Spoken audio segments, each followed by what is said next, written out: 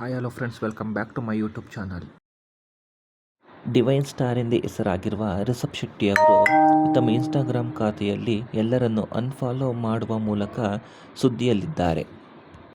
ಇದೀಗ ಇವರು ತಮ್ಮ ಧರ್ಮಪತ್ನಿಯಾದ ಪ್ರಗತಿ ಶೆಟ್ಟಿ, ರಿಷಬ್ ಶೆಟ್ಟಿ ಫಿಲ್ಮ್ಸ್ ಹಾಗೂ ರಿಷಬ್ ಶೆಟ್ಟಿ ಫೌಂಡೇಶನ್ ನಿರ್ಮಾಣ ಸಂಸ್ಥೆಗಳನ್ನು ಮಾತ್ರ ಫಾಲೋ ಮಾಡುತ್ತಿದ್ದಾರೆ.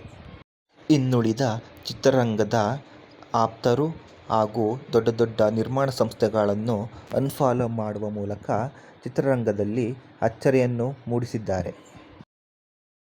ರಿಷಬ್ ಶೆಟ್ಟಿ ಅವರ ಈ ನಡೆ ದಿಢೀರೆಂದು ಸಂಭವಿಸಿದ್ದಿಲ್ಲ. ಮೊದಲು ಕಾಂತಾರ ಚಿತ್ರವನ್ನು ನಿರ್ಮಾಣ ಮಾಡಿದ್ದ ಹೊಂಬಾಳ ಸಂಸ್ಥೆಯನ್ನು ಅನ್ಫಾಲೋ ಮಾಡುವ ಮೂಲಕ ಚರ್ಚೆಗೆ ಬಂದರು. ನಂತರ ತಮ್ಮ ಆತ್ಮೀಯರಾದ ರಾಜ್ ಬಿ ಶೆಟ್ಟಿ ಹಾಗೂ ರುಕ್ಮಿಣಿ ವಸಂತರವರನ್ನು ಅನ್ಫಾಲೋ ಮಾಡಿದ್ದರು. ಇದೀಗ ಎಲ್ಲರನ್ನೂ ಅನ್ಫಾಲೋ ಮಾಡುವ ಮೂಲಕ ತಮ್ಮ ಇನ್ಸ್ಟಾಗ್ರಾಮ್ ಫಾಲೋವರ್ ಲಿಸ್ಟ್ನಲ್ಲಿ ಕೇವಲ 3 ಮಾತ್ರ ಉಳಿಸಿಕೊಂಡಿದ್ದಾರೆ.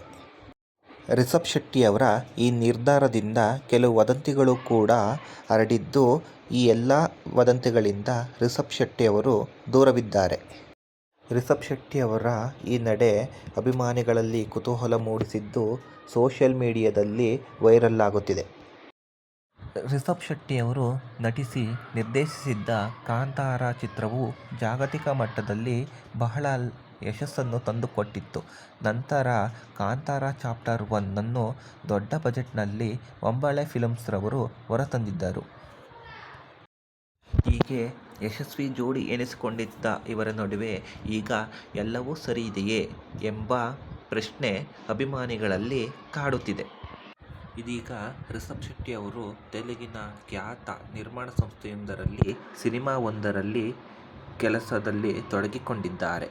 ಇವೆಲ್ಲದರ ನಡುವೆ ಹೊಂಬಾಳೆ ಫಿಲ್ಮ್ಸ್ ಸೇರಿದಂತೆ ತಮ್ಮ ಆಪ್ತರನ್ನು ಅನ್ಫಾಲೋ ಮಾಡುವ ಮೂಲಕ ಕೇವಲ ಪ್ರಗತಿ ಶೆಟ್ಟಿಯವರನ್ನು ಹಾಗೂ ತಮ್ಮ ನಿರ್ಮಾಣ ಸಂಸ್ಥೆಯನ್ನು ಮಾತ್ರ ಫಾಲೋ ಮಾಡುವ ಮೂಲಕ ವದಂತಿಗಳಿಗೆ ಪುಷ್ಟಿ ನೀಡಿದ್ದಾರೆ.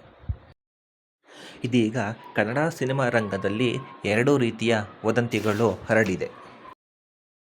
ಒಂದು, ರಿಷಬ್ ಶೆಟ್ಟಿಯವರು ಹಾಗೂ ಹೊಂಬಾಳೆ ಫಿಲ್ಮ್ಸ್ ನಡುವೆ ಬಿರುಕು ಮೂಡಿರಬಹುದೆಂದು. ಮತ್ತೊಂದು, ರಿಷಬ್ ಶೆಟ್ಟಿಯವರು ಕೇವಲ ತಮ್ಮ ಸಿನಿಮಾಗಳ ಮೇಲೆ ಗಮನ ಹರಿಸಲು ಈ ರೀತಿ ಮಾಡಿರಬಹುದೆಂದು ಹೇಳಲಾಗುತ್ತಿದೆ. ಆದರೆ ರಿಷಬ್ ಶೆಟ್ಟಿಯವರು ಹಾಗೂ ಹೊಂಬಾಳೆ ಫಿಲ್ಮ್ಸ್ ಕಡೆಯಿಂದ ಯಾವುದೇ ರೀತಿಯ ಸ್ಪಷ್ಟ ಹೇಳಿಕೆ ಹೊರಬಂದಿಲ್ಲ.